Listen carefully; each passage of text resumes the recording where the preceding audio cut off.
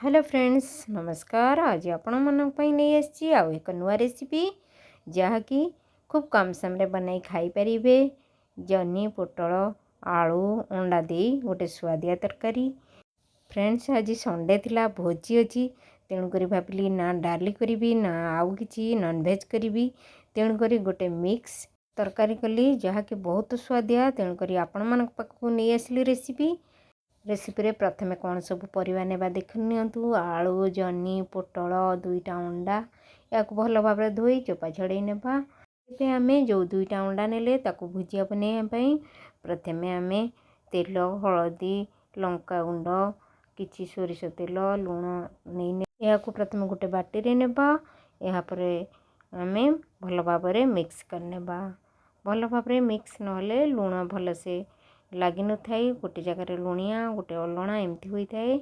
तेणुक आम ए मिक्स करने अंडा को भी फटाई नेले। एबे आमे अंडा को भी भल भाव मिक्स करनेबा। एटार देखंतु अंडा आमर भल भाव मिक्स हो गला। एबे आमे तरकारी पाई कौन सब नेबा देखि नियंतु।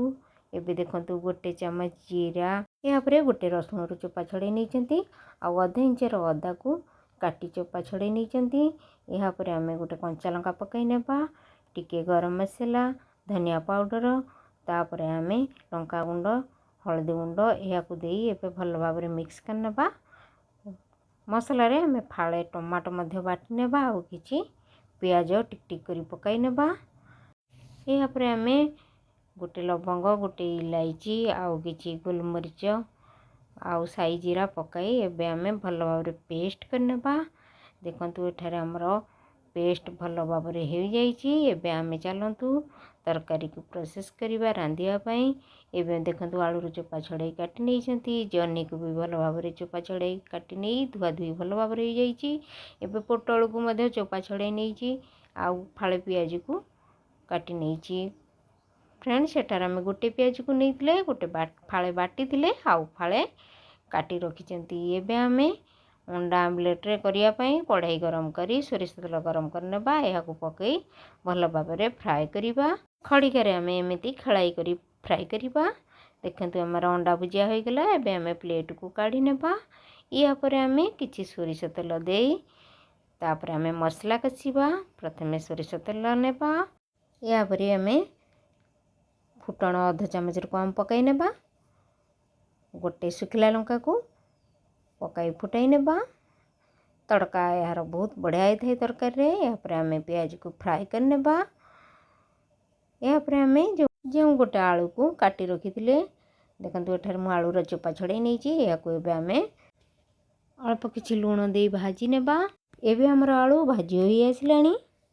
एबे आमे जो मसला बाटी रखिथिले या को पकाई किछि समय कसिबा। भल भाव कसिला परे एबे आमे देखंतु मसला कसी हो गलानी। एबे आमे जो परिवा काटी रखिथिले पोटल जन्नी रो चोपा छड़ाई एबे देखंतु या को पकाई मसला रे भाजीबा। तार पानी अंश जे पर्यंत न उठिची से पर्यंत आमे ढांकी की भाजी नेबा। फ्रेंड्स एमिति थरे करंतु देखिए बहुत बढ़िया लगिबो खाइबा पई। एबे आमे किछ समय ढांकी नेबा। गोटे 2 मिनिट परे ढांकुणी खोली आउ थरे या को चलाइबा कारण मसला हमर लागी जिवो। एबे आमे अल्प किछि पानी देई या को भल भाव कसिबा। मसला सहित परिबा भी भल भाव भाजी होई जिवो आउ टेस्ट हमर बढ़िया लागिवो। एबे आमे देखंतु परिबा अध सिझा होई साइलानी। एबे आमे अंडा भुजिया को पकई भल भाव कसी नेबा। कसिला परे एबे आमे ढांकुणी किछ समय ढांकी नेबा। एबे हमर ढांकुणी खोली किछ समय चलेइबा। चलेला परे पानी मरी आसलानी। एबे आमे लूण किछि पकाई नेबा कारण परिया रे लूण पकाई नथिले। एबे हमर परिया रे लूण पकाई नेले। एबे जो मसला पानी आउ टिके थिला ताको पकाई भल भाव चलाई नेबा। चलेला परे एबे आमे ढांकुणी आउ 2-3 मिनिट पाई ढांकी नेबा। 2-3 मिनिट होला परे ढांकुणी खोली देखिबा। देखंतु हमर ए आलू सिझी आसलानी आउ जन्नी आउ हमर पोटल तो बहुत कम समय रे सिझी जाई थाए। आलू को टिके टाइम लगता है सिझिया पाई। एबे हमर प्रस्तुत हो गला जन्नी आलू अंडा तरकारी। एबे चलंतु आमे एथरे टिके धनिया पत्र पकाई नेबा। फ्रेंड्स धनिया पत्र फ्लेवर बहुत बढ़िया लगी थाए। तरकारी टिके पकाई नेबे लास्ट को। एबे आमे पकाई नेले ଏବେ ଚାଲନ୍ତୁ ଗରମ ଗରମ ପରସି ନେବା ଭାତରେ ଖାଇବା ପାଇଁ।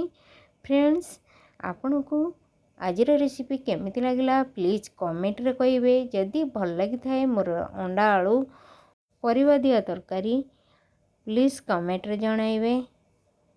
ଫ୍ରେଣ୍ଡସ୍, ଏ ତରକାରୀକୁ ଦେଖିବାକୁ ଯେମିତି ସୁନ୍ଦର, ଖାଇବା ମଧ୍ୟ ବହୁତ ସୁଆଦିଆ।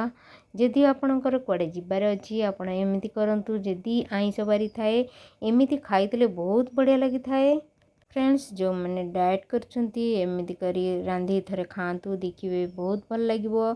ଆଶା କରେ ଆଜିର ରେସିପି ଆପଣମାନଙ୍କୁ ଭଲ ଲାଗିଥିବ। ଯଦି ଭଲ ଲାଗିଥାଏ ପ୍ଲିଜ୍ ମୋ ଚ୍ୟାନେଲ୍ ଗୋଟେ ସବସ୍କ୍ରାଇବ୍ କରିବେ, ସାଇଡ଼୍ରେ ବେଲ୍ ଆଇକନ୍ ପ୍ରେସ୍ କରିଦେବେ। ଆଉ ଶେଷରେ ଭିଡ଼ିଓକୁ ମୋର ଲାଇକ୍ କମେଣ୍ଟ ସେୟାର କରିବାକୁ ଜମାରୁ ଭୁଲିବେ ନାହିଁ। ରହିଲେ ନମସ୍କାର, ଧନ୍ୟବାଦ। ପୁଣି ଆସିବି ଆଉ ଏକ ନୂଆ ଭିଡ଼ିଓ।